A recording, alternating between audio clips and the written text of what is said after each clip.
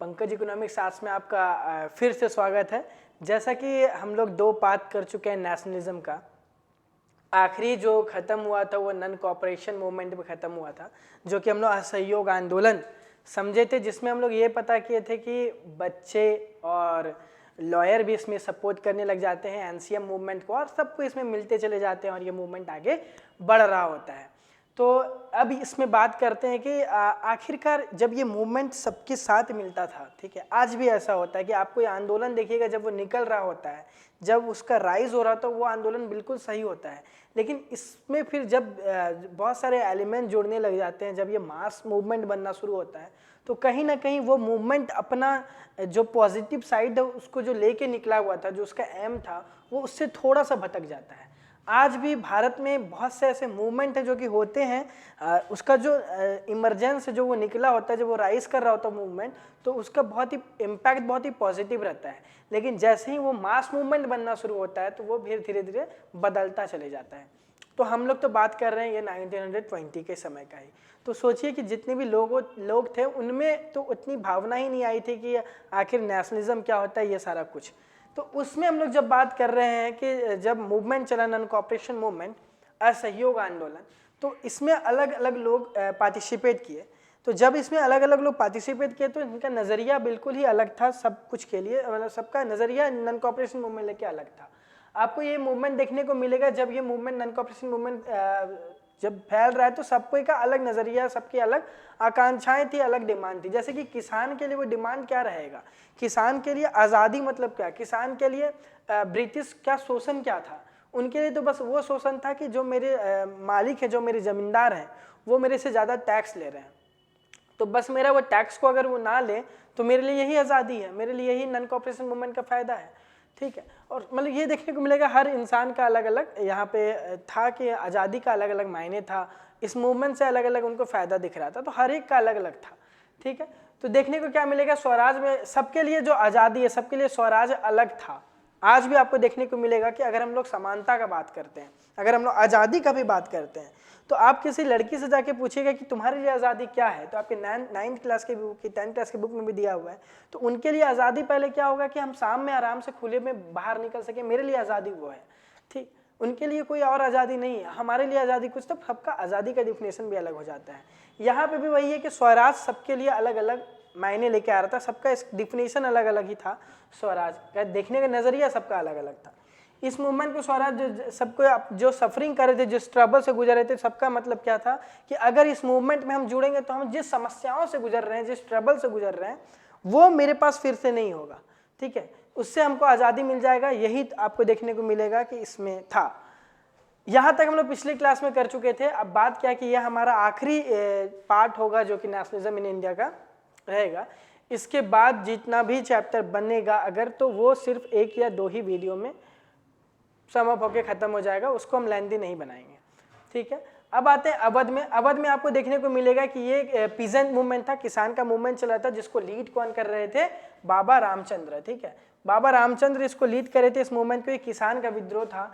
ये लोग क्या चाहते थे, ये लोग चाहते थे कि ये लोग जो काम करते हैं उनके साथ क्या किया जाता है, उनसे हाई रेंट लिया जाता है और उनसे जो ताल्लुकदार थे वो बेगारी काम कराते थे। बेगार काम मतलब समझते क्या होता है कि एवज में आपको कोई भी पैसा नहीं देना है, ये सारा काम इनको कराना पड़ता था, इनको रिवेन्यू ज़्यादा देना पड़ता था। इसके ये लोग क्या चाहते थे, ये मालिक जो अपने लैंडलॉर्ड है उनके खिलाफ ये मूवमेंट किए थे, नन कॉपरेशन मूवमेंट। बात की नन कॉपरेशन मूवमेंट में क्या था कि हम आपका सहयोग नहीं करेंगे। तो अवध में क्या देखने को मिलता है कि जो राजा थे, मतलब राजा बोल रहे हैं, जो ताल्लुकदार है, मान लीजिए ताल्लुकदार है, ठीक है, ताल्लुकदार मतलब मनी लैंडर है, और कोई किसान अगर है, ठीक है, तो किसान से ये काम करवाते थे, अपने ज़मीन में बोलते थे कि काम करो, मेरी ज़मीन में आकर के तुम यहाँ काम करो, और काम करने के बाद तुमको क्या मिलेगा, इसके बदले पैसा, कुछ थोड़े से कुछ अमाउंट में तुमको हम पैसा दे देंगे। ऐसा ही सिस्टम चलता था इनके द्वारा। लेकिन ये जब यहाँ पे काम करने के लिए जाते हैं और जब जाके काम करके फिर वापस आते हैं, तो आपको क्या देखने को मिलेगा कि ये इनको बहुत ही कम वेज मिलता था, बहुत ही कम वेज, ठीक है, बहुत ही कम पैसा मिलता था। अच्छा, ये अगर अपने खेत में जाके बेचारे किसान काम कर रहे हैं, अगर ये अपने के खेत में अगर काम कर रहे हैं और ये अपना खेत में अगर किसान काम करता तो इनसे रिवेन्यू लिया जाता था जो कि बहुत ही हाई होता था। मनी लेंडर आके रिवेन्यू लेते थे। मान लीजिए किसान अगर 10 रुपए का लोन लिया है तो मनी लेंडर आके क्या बोलता था कि 40 रुपए दो, ठीक है, इंटरेस्ट के रूप में। तो बेचारा किसान कहाँ से लाए 40 रुपए, तो वो क्या करता था, वो सुसाइड कर लेता था इसमें। तो ये आपको देखने को मिलेगा क्योंकि ये बढ़ता जा रहा है।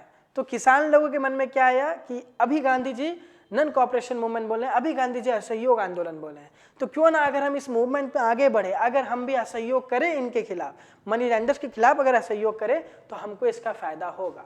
तो देखिए गांधी जी तो निकाले हुए किसके लिए, ब्रिटिश के लिए, लेकिन जो आपके पीजेंट है वो क्या सोच रहे हैं कि हम मनी लेंडर से लड़ाई करेंगे अपने आज़ादी प्राप्त करने के लिए, मेरे लिए ये मनी नॉन कॉपरेशन मूवमेंट है। तो ये क्या करने लगे, इनको टैक्स देना बंद कर दिए, इनके यहाँ काम करना बंद कर दिए। कभी कभी क्या होता था कि आप इनके खेत पे काम करने चले जाओ, अगर कोई पीजेंट इनके खेत में काम करने जाता था at the end of day, ठीक है, 5 के शाम में बजे बोला जाता था, शाम के 5 बजे कि भाई आज तुम्हें एक भी पैसा नहीं मिलेगा, आज तुम्हारे मैं मुफ्त में काम किया हो। इसको क्या बोला जाता है, बेगार, ठीक है।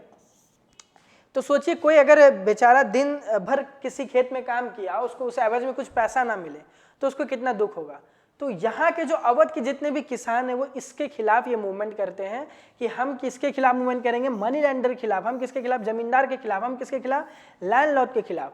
इन तीनों के खिलाफ जो ये मूवमेंट किए हैं, इसको कौन लीड किए थे, बाबा रामचंद्र, ठीक है। तो अवध में नॉन कॉपरेशन मूवमेंट कैसा चल रहा है आपको पता चल गया।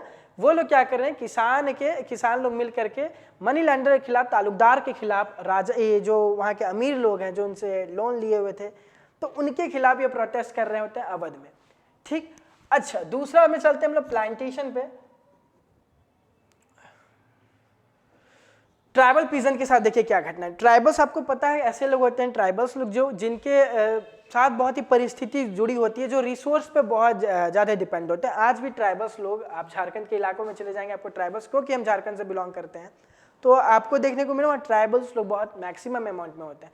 और जो वहाँ ट्राइबल्स लोग होते हैं वो ऐसे लोग होते हैं जो किसी का हेल्प बहुत ही ज़्यादा करते हैं। हेल्प क्या मतलब, वो रिसोर्स पे बहुत ज़्यादा डिपेंड होते हैं, अपने रिसोर्सेज पे, नेचुरल रिसोर्सेज पे। तो उनके लिए क्या था, उनके लिए महात्मा गांधी जैसे ही ये बात बोले तो उनके लगा क्या, ट्राइबल्स को क्या लगा कि ये जो जितने भी ब्रिटिश हैं वो क्या कर रहे हैं, हमारे फॉरेस्ट में इंटर कर रहे हैं।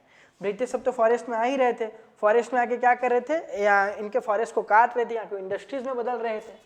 तो ट्राइबल्स को क्या लगता है कि ये जो आ करके फॉरेस्ट को काट रहे हैं, ठीक है, मतलब मेरे जो नेचुरल रिसोर्सेज को डिस्ट्रॉय कर रहे हैं, तो हम लोग क्या करेंगे, इनको रोकेंगे यहाँ से आने के लिए, बोलेंगे कि नहीं भाई आप फॉरेस्ट नहीं आ सकते, आप मेरे नेचुरल रिसोर्स को हार्म नहीं कर सकते। तो इनके द्वारा ये मूवमेंट चलाया जा रहा है, क्योंकि देखिए इनके लिए क्या था, ये फॉरेस्ट से ये फायरवुड भी लेते थे, फ्रूट्स भी ले लेते थे, कैटल्स को जो अपने जो पशु थे उनको ये चराने जाके काम करवाते थे। तो ये सारा कुछ के कारण तो आपको क्या देखने को मिलता है, ब्रिटिश क्या करती है, यहाँ पे एक लॉ लेकर के आती है जिसमें बोला जाता है क्या कि आप लोग इंटर नहीं कर सकते हैं। ट्राइबल्स लोग को बहुत रोक दिया गया है, सोचिए ट्राइबल्स को रोक दिया गया था कि आप इंटर नहीं कर सकते फॉरेस्ट में, जिसका एरिया था उन्हीं को ये लोग यहाँ से निकाल रहे थे। तो जैसे ही ये चीज़ किया गया और यहाँ पे इनको बोला जा रहा था कि तुम ही आकर के पेड़ काटो, हम लोग यहाँ पे आके इंडस्ट्रीज बनाएंगे, ट्राइबल्स को ही बोला जाता है कि आके पेड़ काटो, हम यहाँ पे इंडस्ट्रीज बनाएंगे। इसलिए ट्राइबल्स लोग क्या करते हैं, नॉन कॉपरेशन मूवमेंट किया, हम आपके यहाँ काम नहीं करेंगे, हम आपको इंटर भी नहीं करने देंगे फॉरेस्ट में, क्योंकि महात्मा गांधी क्या बोले, नॉन कॉपरेशन मूवमेंट बोले हैं, असहयोग आंदोलन बोले हैं। तो आपको ये दो चीज़ देखने को समझ में आ रहा होगा कि हम लोग अवध की अगर बात करें तो अवध में चल रहा था पीजेंट, ठीक है, पीजेंट लोग सोच रहे थे मनी लैंडर्स के खिलाफ करेंगे, ट्राइबल्स लोग को लग रहा था कि नहीं Mahatma Gandhi non cooperation movement बोले हैं, मीन्स किसके ऊपर करेंगे, हम लोग जो फॉरेस्ट में इंटर कर रहे हैं, जो हमारे नेचुरल रिसोर्स को ख़त्म कर रहे हैं, उनके खिलाफ करेंगे। अच्छा, फिर आपको क्या देखने को मिलता है, तीसरा कि प्लांटेशन पे जो वर्कर्स थे वो लोग के साथ क्या काम था, जो कि असम में जो टी प्लांटेशन समझते हो, चाय वाय के में जो काम करते हैं, चाय वाय प्लांटेशन में, उन लोगों के द्वारा जो काम किया जाता था, उन लोग जो काम करते थे, तो उनके जो काम करने में क्या होता था कि आप बिना परमिशन के बाहर नहीं जा सकते हैं। जो ब्रिटिश के लिए अगर आप काम कर रहे हो तो आप कभी भी ब्रिटिश के अगेंस्ट में जाकर बिना पूछे ब्रिटिश से तो आप बाहर नहीं जा सकते हो, ये आपको देखने को मिलता है। तो अब समझो कि कोई इंसान है, वो दिन भर काम कर रहा है, बिना पूछे वो जाए नहीं बाहर, वो कपड़ा अपने चेंज नहीं कर सकता, जिसमें गया वैसे में गया, ठीक है, मतलब बहुत कोई टाइमिंग डिसाइड नहीं था कि आपको 8 ही घंटे काम करना है, उनसे दिन भर काम कराया जाता था। तो ये तो सोचो कि किसी के साथ हम लोग बहुत ज़ोर ज़बरदस्ती कर रहे हैं। इसके लिए टी प्लांटेशन लोग क्या कर रहे हैं, इनके खिलाफ मूवमेंट करते हैं। तो इनके खिलाफ ये मूवमेंट में तुमको देखने को क्या मिलेगा कि इन लोगों के साथ था कि आप टी गार्डन बिना परमिशन के नहीं जा सकते हैं। यही जो गवर्नमेंट है एक एक्ट लेके आ गई थी जिसका नाम क्या था, इनलैंड इमाइग्रेशन एक्ट 1859। एकदम याद रख लो इसको एग्जाम पॉइंट ऑफ व्यू से कि इनलैंड इमाइग्रेशन एक्ट 1859 क्या है, जिसमें कि बोला क्या जाता था कि आप जो है ये कभी भी बिना परमिशन के टी प्लांटेशन से बाहर नहीं जा सकते हैं। मतलब कोई अगर काम कर रहा है टी प्लांटेशन में तो without permission of British government they can't move from one place to another. ठीक है, तो वो यहाँ से वहाँ जा ही नहीं सकते। ये तुम्हारा इमाइग्रेशन एक्ट 1859। ठीक है, तो ये जो चीज़ था इसके खिलाफ क्या करती है वहाँ के वर्कर्स लोग, जैसे ही non cooperation movement Mahatma Gandhi के द्वारा सुना गया, ये लोग बोलते हैं अब हम लोग मूव करेंगे बिना परमिशन के, क्योंकि हम लोग को क्या करना है, असहयोग करना है। तो वो लोग बिना ही किसी से पूछे हुए ये लोग मूव करते हैं अपने घर की ओर। ठीक है, अच्छा जैसे ही ये लोग घर की ओर मूव कर रहे थे तो इनको क्या पकड़ करके इनको मारा गया। ब्रिटिश गवर्नमेंट मार रही थी, क्यों जा रहे हो, क्योंकि हम लोग लॉ लेके आए हैं भाई, इनलैंड इमाइग्रेशन एक्ट लेकर के आए हैं, अब तुम लोग बिना पूछे मेरे बाहर कैसे जा रहे हो। ठीक, तो इस कारण से जैसे ही ये लोग फिर भी बाहर जा रहे होते तो ब्रिटिश गवर्नमेंट को पकड़ के मारना शुरू कर देती है कि आप बिना परमिशन से कैसे जा रहे हैं, क्योंकि गांधी जी नॉन कॉपरेशन बोले हुए हैं। तो इनके मन में था कि सब बाहर निकल जाएंगे, इनके आया कि नॉन कॉपरेशन में असहयोग करना है तो हमको बाहर निकलना है। तो ये लोग जैसे ही बाहर जाने लग जाते हैं ब्रिटिश इनको मारना शुरू कर देती है। आपको ये तीन चीज़ देखने को मिलेगा, ब्रूटली बीटन अप किया गया। ये जैसे ही हम लोग देखिए तीन चीज़ देखने को मिलता है, नॉन कॉपरेशन, स्वराज सबके लिए अलग था, आज़ादी सबके लिए अलग था, नॉन कॉपरेशन का मुद्दा सबके लिए अलग था। चाहे वो अवध की बात करें तो वहाँ पीजेंट लोग सोच रहे थे कि मनी लैंडर्स के खिलाफ करेंगे, सताया जा रहा है हमको, और ट्राइबल्स लोग सोच रहे थे जो हमारे लैंड फॉरेस्ट एरिया में घुस रहे हैं हम उनके खिलाफ करेंगे। और टी गार्डन प्लांटेशन में आपको क्या देखने को मिल रहा है, इन लोग जो मालिक हैं क्योंकि बिना परमिशन के आप बाहर नहीं जा सकते, ये लोग इनके खिलाफ कर रहे हैं। ब्रिटिश इनको मार भी रही है कि हमारे इनलैंड इमाइग्रेशन एक्ट के खिलाफ क्यों जा रहे हो। ये तीन चीज़ की जैसे ही खत्म होता है फिर आप स्वराज पे आते हैं। तो स्वराज मीन्स आपको पता है, क्योंकि हम बोल रहे हैं हमारा लास्ट वीडियो, हम सिर्फ ओवरव्यू दे रहे हैं आपको आज को। तो जैसे ही आपको स्वराज का मतलब पता है क्या है, सेल्फ रूल होता है, जो 1970 में इसका मतलब बताया गया था कि हमको किसी भी बाहर के एरिया गवर्नमेंट पे डिपेंडेंट नहीं होना, हम खुद के लायक है कि हम अपने काम को अच्छे से कर सकते हैं। तो ये स्वराज का मुद्दा उठाया जाता है। और फाइनली देखो जब स्वराज निकल करके आता है, जो NCM, ठीक है, non cooperation movement Gandhi ji के द्वारा चलाया जा रहा था, नॉन कॉपरेशन मूवमेंट, वो फाइनली क्या गया, रोका गया। ठीक है, नॉन कॉपरेशन मूवमेंट को क्या किया गया, फाइनली रोका गया। कब, फरवरी 1922 में। हाँ, स्वराज मतलब भी समझ गए। देखो नॉन कॉपरेशन मूवमेंट सब जगह से चल रहा था, लेकिन इसी बीच में क्या हो गया, चौरी चौरा इंसिडेंट हो गया। चौरी चौरा गोरखपुर का जगह पे तुमको ये इंसिडेंट देखने को मिलता है। इंसिडेंट क्या था कि एक रैली जा रही थी और रैली थोड़ा भड़क गई और वो ब्रिटिश जो पुलिस मैन थे, अब देखो ब्रिटिश पुलिसमैन कहने के लिए वो पुलिसमैन जो थे वो इंडियन ही थे जो ब्रिटिश के लिए काम करते थे। तो उनमें से 22 पुलिसमैन को क्या किया गया, जला दिया गया था। ठीक है, इंडियंस ही इंडियंस को सोचो जला रहे थे कि वो ब्रिटिश के लिए तुम काम कर रहे हो। ये मूवमेंट इतना वायलेंट हो गया कि ये थाना में आग लगा दिया गया और 22 पुलिसकर्मी इसमें मर गए। जैसे ही ये खबर किसको पहुंची, महात्मा गांधी को, महात्मा गांधी तुरंत क्या बोले कि नहीं, मेरा मुद्दा क्या था कि हम लोग अहिंसा के मार्ग पे चलेंगे और यहाँ हिंसा हो गया, यहाँ जान गया है। तो तुरंत महात्मा गांधी 1922 में नॉन कॉपरेशन मूवमेंट को वापस ले लेते हैं। ठीक है, तो नॉन कॉपरेशन मूवमेंट कैसे आया पता चल गया, नॉन कॉपरेशन मूवमेंट खत्म क्यों हुआ वो भी पता चल गया, just because of Chauri Chaura incident. ठीक है, तो चौरी चौरा होने के बाद फिर हम आगे बढ़ते हैं। तो आप तुमको देखने को क्या मिलेगा, सिविल डिसओबीडियंस मूवमेंट। देखो सिविल डिसओबीडियंस मूवमेंट था कि हम लोग क्या करेंगे, हम लोग लॉ का पालन नहीं करेंगे। ठीक है, लॉ का पालन नहीं करना मीन्स समझो क्या कि इसके पीछे देखो रीजंस कहाँ से आ रहा है कि तुमको देखने को क्या मिलता है, साइमन कमीशन भारत आता है। ठीक है, साइमन कमीशन देखो जॉन साइमन के द्वारा बनाया हुआ एक ये था जिसको लीड ये कर रहे थे अंदर sir John Simon. British government यहाँ पे भेजी हुई थी। क्या भेजी थी, समझो कि इंडिया में क्योंकि प्रोटेस्ट हो रहा है, इंडिया के लोग को क्या चाहिए, यहाँ पे कौन सा लॉ बनाए, यहाँ से कौन सा कानून बनाए, इसके लिए क्या की जाती है, ब्रिटिश गवर्नमेंट यहाँ पे एक टीम को भेजती है, अपने एक मेंबर्स को भेजती है जो कि यहाँ पे आएंगे और पता करेंगे कि क्या ब्रिटिश गवर्नमेंट क्या क्या खराबी कर रही है और यहाँ पे कौन कौन सा कानून लेकर के आए। ठीक, लेकिन जब ये लेकर के आते हैं इस एक्ट को, साइमन कमीशन जब यहाँ पे आ रही होती है, तो सोचो जब भारत के मामले में ही बात चलेगा, भारत में क्या अच्छाई है क्या खराबी है, तो भारत के लोग तो रहेंगे ना, लेकिन ये कमीशन बोलती है कि कोई भी इंडियंस आर नॉट अलाउड। ठीक, जैसे ही ये बात इंडियंस और नॉट अलाउड पे चले जाता है, इंडियंस को जैसे ही बोल दिया जाता है कि तुम नहीं रहोगे इसमें, तो तुमको क्या देखने को मिलेगा, यहाँ पे एक बहुत बड़ा मूवमेंट होगा। ठीक है, मूवमेंट इसका मूवमेंट क्या कि जिसमें ये लोग क्या करेंगे, ये लोग बोलेंगे क्या कि नहीं इंडियंस को कैसे नहीं अलाउ किया जाएगा। ठीक है, तो इसलिए ये मूवमेंट चलेगा। और मूवमेंट में तुमको क्या देखने को मिलता है कि बहुत सारे लोग यहाँ पे आएंगे और इंडियंस लोग अपोज करना शुरू करेंगे। मान के चलो कि अगर तुम्हारे ये मूवमेंट तुम्हारे घर का अगर बात किया जाएगा, तुम्हारे घर तुम्ही को नहीं अगर शामिल किया जाए उसमें, तो तुमको बुरा लगेगा ही। तो यहाँ इंडिया का क्या अच्छाई है क्या खराबी, इस बारे में अगर बात होने वाला है और इंडियंस को ही अलाउ नहीं किया गया, तो इसके लिए लोग क्या करने लगे, साइमन कमीशन जैसे ही पहुँच रही थी भारत, तो ये लोग जाकर के वहाँ पे बोलने लगे क्या कि Simon go back, Simon commission को हम लोग इंडिया नहीं आने देंगे, क्योंकि भारत के बारे में अगर बात होने वाला है तो भारत के लोग ही क्यों नहीं शामिल हैं। तो ये लोग साइमन गो बैक का नारा लगाएंगे और सब पार्टीज इसमें ज्वाइन हो जाएगी और सब क्या बोलेंगे, Simon go back, Simon go back, Simon वापस जाओ। ठीक, तो जैसे ये सब रैली बोला जाएगा और इसमें बहुत सारा टाइम लग जाएगा, साइमन नहीं हो आप उतर पाएंगे, इस कारण से क्या किया जाएगा, यहाँ पे लाठी चार्ज भी कराया जाएगा, जिसमें लाला लाजपत राय मर भी जाते हैं। ठीक, ये देखो ये अलग ये है जो तुम्हारे सिलेबस का पार्ट नहीं है, लेकिन बात समझो क्या, साइमन कमीशन भारत आया है, जिसमें कि साइमन कमीशन भारत के ही क्या अच्छाई है क्या खराबी, यहाँ का कानून बनना चाहिए उसके बारे में बात करेगा, लेकिन उसमें इंडियंस को ही नहीं अलाउ किया गया है। तो एक तो इशू मिल चुका है इंडियंस को, जिसमें इंडियंस के अंदर गुस्सा है कि अगर ये कमीशन आया है तो इसमें इंडियंस को क्यों नहीं अलाउ किया गया, कम से कम उनको अलाउ करना चाहिए था। तो एक गुस्सा तो उनमें था ही। दूसरा चीज़ क्या था कि अब ये लोग डोमिनेंट स्टेटस का बात कर रहे थे। डोमिनेंट स्टेटस मतलब समझो क्या, जब लोग इस पार्टीज का प्रोटेस्ट कर रहे थे तो बोला गया कि आखिरकार इंडियंस चाहते क्या है, इंडियंस को क्यों इतना प्रोटेस्ट करें, उन लोगों को क्या चाहिए। तो देखो ये लोग क्या बोलते हैं कि हम लोग को डोमिनेंट स्टेटस दे देते हैं। डोमिनेंट स्टेटस मतलब क्या होता है, देखो कि तुम जो हो ना पार्टीज वार्टीज बना लो, तुमको हम फ्री करते हैं, तुम अपना इलेक्शन करके पार्टी बना लो, ठीक है, फैसला अपना ले लेना खुद का, लेकिन मिलिट्री जो है ना वो मेरा ही रहेगा। मतलब ब्रिटिश गवर्नमेंट तुम्हारे ऊपर मिलिट्री बना करके रखेगी अपना, हाँ, और तुम अपना खाली इलेक्शन करा लो, इलेक्शन करा के नेता वेता रखना प्रोविजनल लेवल पे, सेंटर लेवल पे नहीं, बस स्टेट लेवल पे। तो सोचो ये आज़ादी भी कैसा आज़ादी था, जब सेना मेरा ही नहीं रहेगा, सेना कोई और संभालेगा, हम लोग किससे बात करें किससे नहीं बात करें वो कोई और संभालेगा, तो हम लोग आज़ाद कहाँ हो गए।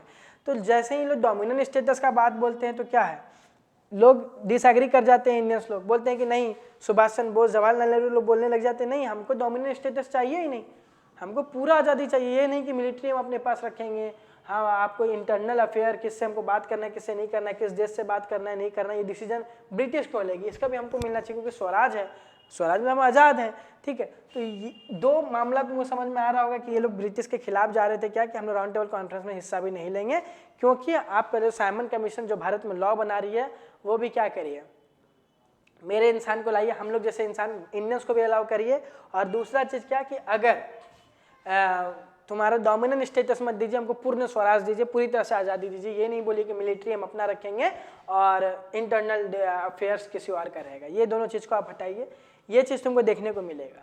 तीसरा चीज़ समझो क्या कि जैसे ही ये दो मामला था ही इंसान को गुस्सा था, इसी बीच में एक मुद्दा और उठ जाता है क्या कि सॉल्ट मार्च। देखो क्योंकि हम लोग मानते हैं कि भारत में अभी भी क्या है कि लोग नमक, तुम कभी देखना खाने के वक्त में लोग नमक का डिमांड करते हैं कि थोड़ा नमक और मिल जाता तो स्वाद ही बन जाता, क्योंकि नमक एक बहुत बड़ा इशू है। आप कभी भी भारत का कोई भी इशू तुम उठा लो तो नमक यहाँ के लोग को बहुत ज़्यादा पसंद है।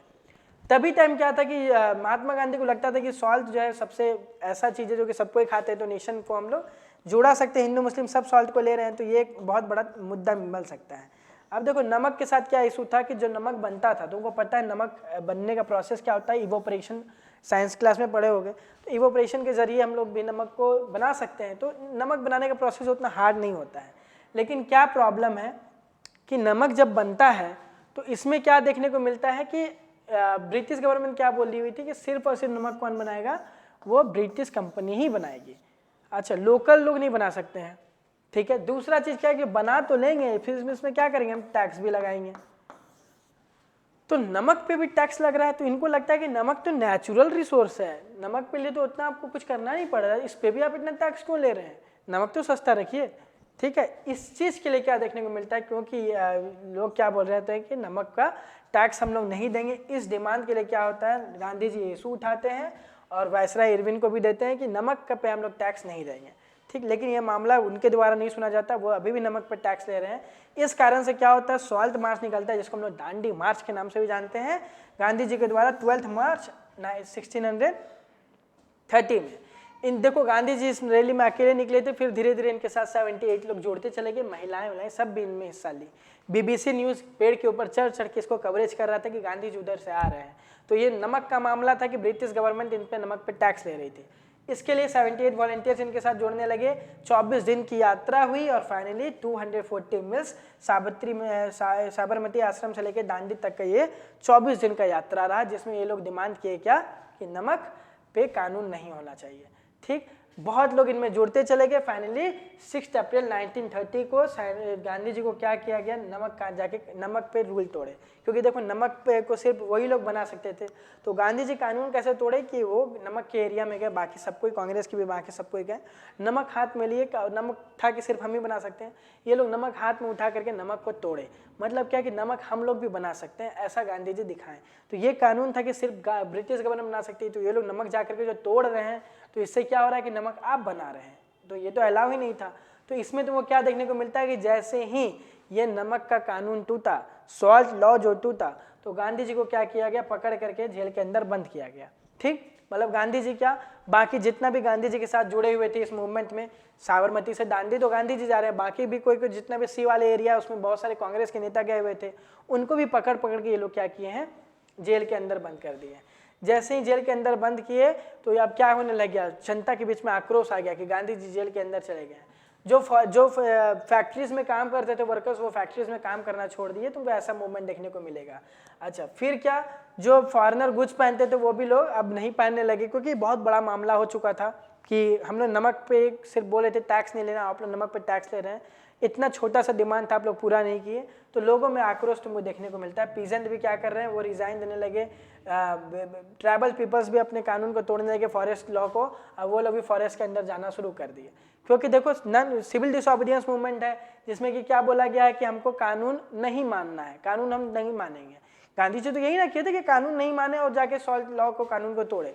तो अब इन लोगों के मन में आया कि कानून नहीं मानना है, मतलब क्या कि हमको बोला गया है फॉरेस्ट नहीं जाने के लिए, लेकिन हम जाएंगे, तो ये लोग फॉरेस्ट जाने लग गए। कोई बोलता था कि अच्छा कानून नहीं माना, मतलब वो लोग बोले ये कपड़ा पहनने तो नहीं पहनेंगे, मतलब कानून सबको तोड़ना शुरू कर दिया, ठीक है। अच्छा, यही चीज़ तुमको देखने को मिलता है सॉल्ट, क्योंकि हम तुमको बताए हुए हैं कि ये सबको ही खाते हैं, सबको का फूड का एसेंशियल आइटम है।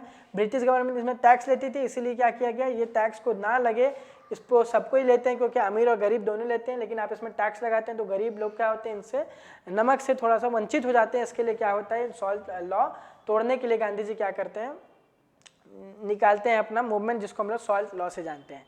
अब देखो सॉल्ट लॉ समझ में आ रहा है कि नमक पे ब्रिटिश गवर्नमेंट टैक्स लगा रही थी, और इसके लिए गांधी जी दांडी से, साबरमती से लेकर दांडी तक निकल गए 24 दिन का यात्रा लेकर के, ठीक है। और फिर जाके कानून तोड़े, जेल के अंदर अलग गए। अब बात समझो, एक वो चीज़ समझ में आ गया है, और दूसरा चीज में क्या समझ में आया कि जिससे यहाँ पे सॉल्ट लॉ भी बनता है। और अब आते हैं गांधी इरविन पैक्ट पे। देखो अभी भी बात नहीं समझ में आ रहा है, कांग्रेस क्या है कि कांग्रेस के सब नेता कहाँ चले गए, जेल के अंदर। पहले तो साइमन कमीशन में जेल के अंदर, दूसरा चीज सॉल्ट लॉ, उसमें भी जेल के अंदर, और बाकी क्या कि कानून तोड़ना है, सिविल डिसोबीडियंस बोला ही गया है कि कानून को तोड़ना है। तो लोग क्या करने लगे, जाके कानून तोड़ने लगे। बहुत सारे ट्राइबल्स लोग जेल, फॉरेस्ट के अंदर घुसने लगे। मतलब जितना भी कानून बन रहा था उनके द्वारा ये लोग कानून को ब्रेक कर रहे थे। कानून को ब्रेक कर करके सब कहाँ जा रहा था, जेल के अंदर पहुंच जा रहा था। इसी कारण से क्या होने लग गया, सारे कोई जेल के अंदर थे, तो क्या हुआ, गांधी इरविन पैक्ट होता है। गांधी इरविन पैक्ट में तुमको क्या देखने को मिलता है कि गांधी जी क्या करते हैं, बोलते क्या है कि इस मूवमेंट, सिविल डिसोबीडियंस मूवमेंट को रोकने के लिए क्या किया जाएगा, एक सिविल डिसोबीडियंस मूवमेंट को रोकने के लिए गांधी जी को भेजा जाता है यहाँ पे इरविन को, कि जाओ इरविन गांधी जी से बात करो कि आखिर गांधी जी क्या चाहते हैं, कांग्रेस के नेता क्या चाहते हैं, क्यों ये लोग रूल कानून को तोड़ रहे हैं। तो गांधी जी इरविन के साथ मिलकर 11 पॉइंट्स देते हैं, जिसमें कि वो बात करते हैं सॉल्ट लॉ तोड़ दीजिए, बाकी बहुत सारे आदमी मेरे जेल में के अंदर हैं जो कि बिना बेगुनाह हैं, उनको भी रिहा कर दीजिए। तो ऐसा वैसा डिमांड फाइनली ये लोग करते हैं। बोलते हैं अगर आप मेरे 11 डिमांड को आप मान जाइएगा तो हम क्या करेंगे, राउंड टेबल कॉन्फ्रेंस जो आपका हो रहा है वहाँ पे लंदन में हम जाके ज्वाइन करेंगे, नहीं करिएगा तो हम ये सारे लॉ को तोड़ेंगे और ऐसे ही जेल के अंदर आ के बंद हो जाएंगे। ठीक है, समझना गांधी इरविन पैक्ट में ही गांधी जी से गलती क्या हो गया था, वो भगत सिंह का आज़ादी का बात नहीं किए थे, जो एक इशू बन करके रह गया और आज तक सबको गांधी जी को हेट कर रहे हैं। ठीक है, देखो इनका अलग अलग मानना है, किसी का अलग मानना है कि क्यों नहीं गांधी जी आखिरकार बोले थे, लेकिन अगर गांधी जी अभी टाइम अगर बोल देते तो शायद वो रिहा हो जाते। ठीक, तो अब बात समझना क्या कि गांधी जी वहाँ पे नहीं बोले थे, लोगों का यही मानना है, इस कारण से क्या होने लग गया, लोग इनके खिलाफ हो गए हैं आज भी गांधी जी के। ठीक है, अब बात समझो क्या कि जैसे ही नॉन कॉपरेशन मूवमेंट में बात किया गया, गांधी से इरविन से बात किया गया, तो फाइनली इरविन ने बहुत सारे पॉइंट पे माना और गांधी जी फिर राउंड टेबल कॉन्फ्रेंस को ज्वाइन करते हैं। अब बात समझो नॉन कॉपरेशन मूवमेंट के साथ प्रॉब्लम क्या था कि नॉन कॉपरेशन मूवमेंट, अमीर किसान लोग क्या कर रहे थे, वो हाई रिवेन्यू के खिलाफ हो रहे थे, गरीब किसान लोग क्या बोल रहे थे कि जो मेरे साथ जो जमींदार हैं वो क्या करें, ज़्यादा पैसा ले रहे हैं, हम उसके खिलाफ ये मूवमेंट करेंगे। बिजनेस क्लास लोग क्या बोल रहे थे कि हम जो बिजनेस क्लास लोग बोल रहे थे जो कानून ब्रिटिश गवर्नमेंट लगा रही है वो नहीं लगाए, हम लोग फ्री रहे हमेशा। मतलब समझ लो ना, अभी भी कानून जो सिविल डिसोबीडियंस मूवमेंट है, अलग अलग लोग अलग अलग एंगल से चला रहे हैं। वुमेन लोग क्या कर रही है, महात्मा गांधी जब बुला रहे हैं तो वो लोग जाके वो लोग भी पार्टिसिपेट कर रही थी, वर्कर्स लोग भी बहुत जगह जगह पे जाकर के पार्टिसिपेट किए हैं। ब्रिटिश गवर्नमेंट क्या करती है, देखो जैसे ही नॉन कॉपरेशन मूवमेंट हुआ, लोग कानून तोड़ना शुरू करते हैं, ब्रिटिश गवर्नमेंट सबको कोई पकड़ पकड़ के जेल के अंदर बंद करने लगी, सबको के साथ बहुत ब्रूटल रिप्रेशन किया गया, सबको मारा गया, सताया गया, जो कानून तोड़ रहे थे, क्योंकि गांधी जी बोले थे कानून तोड़ने के लिए, तो जो कानून तोड़ा तो उसको पकड़ पकड़ के जेल के अंदर बंद और बहुत ज़्यादा बेरहमी से इनको मारा भी गया था। ठीक है, सत्याग्रह पे भी अटैक किया गया था, जो सत्याग्रही लोग थे जो बोल रहे थे कि पीसफुल करेंगे, उनके ऊपर भी अटैक किया गया। आज भी देखते हो कि पीसफुल कोई अगर कहीं पे प्रोटेस्ट चल रहा हो तो वहाँ पे गवर्नमेंट आकर के प्रोटेस्ट कर देती है। महिलाओं बच्चों को भी बहुत ज़्यादा बीटन है, ठीक है ना, ये यहाँ पे बीटन है, उनको भी मारा गया और तकरीबन 1 लाख लोगों को भी अरेस्ट कर लिया गया था। ठीक है, अच्छा अब देखो क्या है कि सिविल डिसोबीडियंस मूवमेंट के साथ क्या प्रॉब्लम है। ये मूवमेंट कहाँ से स्टार्ट हुआ था, सॉल्ट लॉ से शुरू हुआ था। इसमें बात किया गया था क्या कि हम लोग क्या करेंगे, नमक कानून को तोड़ेंगे, और हर इलाके के लोग नमक कानून को तोड़ने के लिए निकले थे। फॉरेन क्लोथ्स को बोला गया था कि नहीं पहनेंगे, जितने भी ये लोग फॉरेन क्लोथ्स को पहन रहे थे उनको बोला गया था कि नहीं करें, उसको बॉयकॉट करेंगे। हम लोग किसी भी तरह का लिक्वर शॉप, ठीक है, जो दारू वाइन ये जो चलाते हैं उसका जो ये लोग लेकर के आए वो हम लोग सेवन नहीं करेंगे, हम लोग पूरी तरह से इससे वंचित रहेंगे, बोलेंगे कि नहीं बॉयकॉट कर रहे हैं इसका। दूसरा चीज़ देखो क्या कि जो पीजेंट होते हैं, जो किसान थे, वो क्या बोले कि हम टैक्स भी अब पे नहीं करेंगे, कि जो हाई टैक्स जो मनी लैंडर को पे करते हैं। ये मूवमेंट ऐसे ऐसे धीरे धीरे स्टार्ट हो रहा था। अच्छा, ये मूवमेंट आखिरकार नॉन कॉपरेशन मूवमेंट से कैसे अलग है वो देखो तो क्या तुमको देखने को मिलेगा, क्योंकि नॉन कॉपरेशन मूवमेंट में क्या था, इसमें क्या है, देखो नॉन कॉपरेशन मूवमेंट में था कि हम लोग असहयोग करेंगे, लेकिन इसमें कि हम लोग लॉ को तोड़ेंगे। असहयोग करना मतलब था कि अगर कोई बार्बर है तो वो नहीं बनाएगा दाढ़ी वाड़ी, ये था असहयोग। लेकिन नॉन कॉपरेशन मूवमेंट में हम कानून ही तोड़ेंगे, अगर आप बोलोगे कि खड़ा रहना है तो हम बैठ जाएंगे, इस तरह का मूवमेंट। असहयोग में है कि आप कुछ भी करने के लिए बोल रहे हैं, हम आपका काम नहीं करेंगे, बस इतना। लेकिन यहाँ है कि अगर आपके द्वारा जो कानून बनाया गया हम उस कानून का ही पालन नहीं करेंगे, ये था नॉन कॉपरेशन मूवमेंट और सिविल डिसोबीडियंस मूवमेंट। मतलब समझो, अगर एग्जाम में भी आता है difference between non cooperation and civil disobedience movement, तो नॉन कॉपरेशन मूवमेंट में क्या है कि हम सहयोग नहीं करेंगे, कॉपरेट नहीं करेंगे। इसका एग्जाम्पल हो जाता है कि मान लो कि अगर हमको बोला जाएगा कि तुमको मेरा बाल काटना है, तो हम बोलेंगे नहीं हम नहीं काटेंगे, क्योंकि हम आपका सहयोग नहीं। हमको बोला जाएगा आर्मी बनना है, हम बोलेंगे नहीं बनेंगे, ठीक है। लेकिन सिविल डिसोबीडियंस मूवमेंट में क्या करेंगे, हम उनके कानून को ही तोड़ने लग जाएंगे। अगर बोला जाएगा कि रेड लाइन में गाड़ी लेके नहीं जाना है तो हम लेके चले जाएंगे, इस तरह का काम हम लोग करते हैं, ठीक है। अच्छा, महिलाएं भी इनमें बहुत सारा पार्टिसिपेट कर रही होती है इस मूवमेंट में, ठीक। अच्छा, धीरे धीरे क्या देखें, क्योंकि देखो नॉन कॉपरेशन मूवमेंट में उतना नहीं था, इतना सिविल डिसोबीडियंस मूवमेंट में था। ये मूवमेंट मैन्युफैक्चर सॉल्ट से भी शुरू हुआ, फिर लिक्विड शॉप तक भी पहुंच गया, और फिर लिक्विड शॉप से पहुंचने के बाद तुमको क्या देखने को मिलता है, ये धीरे धीरे मूवमेंट सबको क्या ऐसा हो गया कि ये धार्मिक ड्यूटी है मेरा, इसमें सबको पार्टिसिपेट करना ही चाहिए। नॉन कॉपरेशन मूवमेंट और सिविल डिसोबीडियंस मूवमेंट में सबको ज्वाइन करने लग जाते हैं। नॉन कॉपरेशन मूवमेंट के साथ देखो कुछ कुछ खामियां रह गई थी। खामियां क्या क्या है कि इसमें बहुत सारे दलित लोग को नहीं शामिल किया गया था, ठीक है, और शेड्यूल कास्ट लोगों को, जो भी लोअर कास्ट के लोग थे उनको हम लोग नहीं देख पाई थी कांग्रेस, सिर्फ रिच लोगों को ही या फिर अपर कास्ट के लोगों को देखा गया था। तो नॉन कॉपरेशन मूवमेंट का एक ये खराबी है। दूसरा खराबी देखो क्या है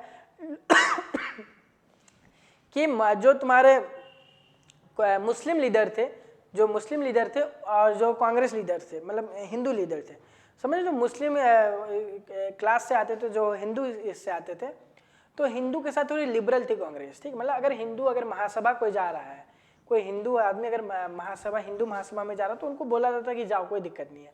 लेकिन अगर कोई मुस्लिम इंसान मुस्लिम के किसी फंक्शन में जा रहा होता था तो उनको बोला जाता कि तुम क्यों जाते हो, तुम तो कांग्रेस के नेता हो ना, तो तुम रिलीजन पे ध्यान मत दो, ठीक, तुम सिर्फ देश के बारे में सोचो, इसे मुस्लिम के लिए बोला जाता था।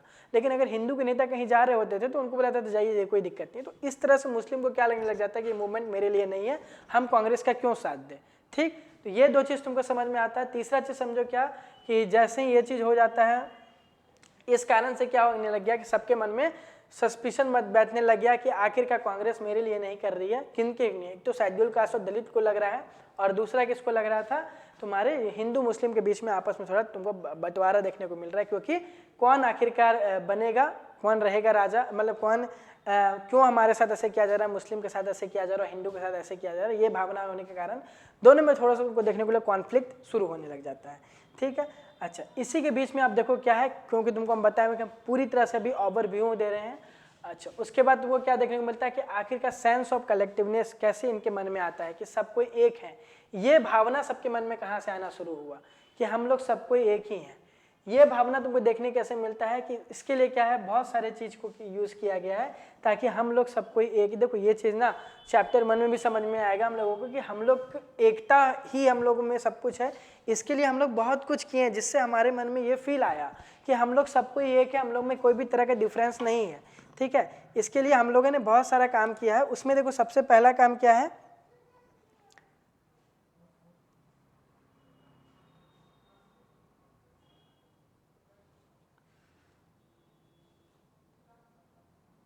देखो उसमें सबसे पहला काम क्या है कि उसमें सबसे पहला काम तो वो देखने को क्या मिलता है कि इनका फिगर और इमेज बनाया गया है भारत माता का, जिसमें कि भारत माता को दिखाया गया कि आप इसी माता के लोग हैं और इन्हीं से बनाए हुए हैं। तो आपको क्या करना है, मतलब समझ रहे हो, माता का फोटो दे देने से क्या होता है कि हम लोग इन्हीं माता के वंश हैं, इन्हीं के यहाँ हम लोग जब पले बड़े हैं, तो हम लोग सबको एक ही जगह से बिलोंग करते हैं, हमारा एक ही पूर्वज एक ही है। तो ये भावना सबके मन में आना कि भारत माता ही हम लोगों को पाली हुई है, तो हम लोग सबको एक ही इससे आते हैं। पहला चीज़। दूसरा चीज़ देखो क्या कि सब कोई चीज़ें जितने भी हमारे पूर्वज के जो कथा थे कल्चर से रिलेटेड, ठीक है, जो पूर्वज का माना गया है, जिसमें कि बताया गया था कि हम लोग एक हैं, उन सारे चीज़ को इकट्ठा किया गया, हमारे कल्चर को इकट्ठा किया गया, जिससे कि पता चलने लग गया कि हम लोग सब कोई एक ही हैं। तीसरा चीज़ क्या कि जितने भी आइकन्स और सिंबल्स बनाए गए, बहुत सारा आइकन्स और सिंबल्स बनाया गया जिसमें कि ये दिखाया जा रहा था कि हम लोग एक हैं। बहुत सारा सिंबल्स बनाया गया जा रहा था जिसमें कि हम लोग देख रहे थे कि हम लोग एक ही हैं। तीसरा चौथा चीज़ समझना क्या कि जितना भी रीइंटरप्रेट करना, बार बार जो चीज़ उन लोगों के द्वारा खोजा गया था उसको फिर इंडिया अपने पर्सपेक्टिव से खोज रही थी। जो ब्रिटिश करके दिए हुए थे, इंडियंस भी अपने पर्सपेक्टिव से दे रहे थे। चौथा चीज़ समझो क्या कि बहुत सारे सॉन्ग्स को बनाए गए, जैसे कि वंदे मातरम जैसा सॉन्ग बंकिम चंद्र चटर्जी के द्वारा लिखा गया है, जिसमें कि वंदे मातरम, जिससे कि ये दिखाया जा रहा था कि हम लोग भारत के ये हैं और हम लोग को ब्रिटिश आकर के कब्जा की हुई थी, हम लोग सबको एक होना होगा। इस तरह चीज़ से हम लोग को किया गया। और फिर हम लोग नेशनल फ्लैग भी बनाए, फ्लैग में जिसमें कि हम लोग ये दिखाएं कि ये फ्लैग हमारा, ये हमारा से जुड़ा हुआ है, हम लोगों को इनका पालन करना है, हमको इनका रिस्पेक्ट करना है ताकि हम लोग सबको एक हो जाए। तो ये सारा स्टेप तुमको समझ में आया किया गया, जिसमें कि एक तुम्हारा फिगर एंड इमेज हो गए, बहुत सारे कल्चर को इकट्ठा किया गया, बहुत सारे आइकन्स और सिंबल्स को बनाया गया, सॉन्ग्स बनाए गए वंदे मातरम जन गण मन, जिससे कि हम लोग के मन में भावना आई कि हम लोग सबको एक हैं। और फाइनली हम लोग के भारत में नेशनलिज्म जैसा चीज़ इमर्ज होकर के आया और हम लोग फिर धीरे धीरे आज़ादी की ओर बढ़ने लगे। तो हम लोग इसमें ये भी चीज़ समझे कि आखिरकार महात्मा गांधी का रोल क्या था, नॉन कोऑपरेशन मूवमेंट क्या था, सिविल डिसोबीडियंस मूवमेंट क्या था, दोनों अलग कैसे हैं, और फाइनली हम लोग के मन में ये भावना कैसे आई कि हम लोग सबको एक ही है। तो ये चैप्टर यहीं खत्म होता है। हम लोग नेक्स्ट चैप्टर शुरू करेंगे राइज नेशनलिज्म इन यूरोप, और फिर उसके बाद मेकिंग ग्लोबल वर्ल्ड, उसके बाद खत्म हो जाएगा। 2 ही पार्ट में हम नेशनलिज्म इन यूरोप को ओवरव्यू दे करके खत्म कर देंगे। ठीक है, थैंक यू। आगे क्लास देखना कैसे होता है।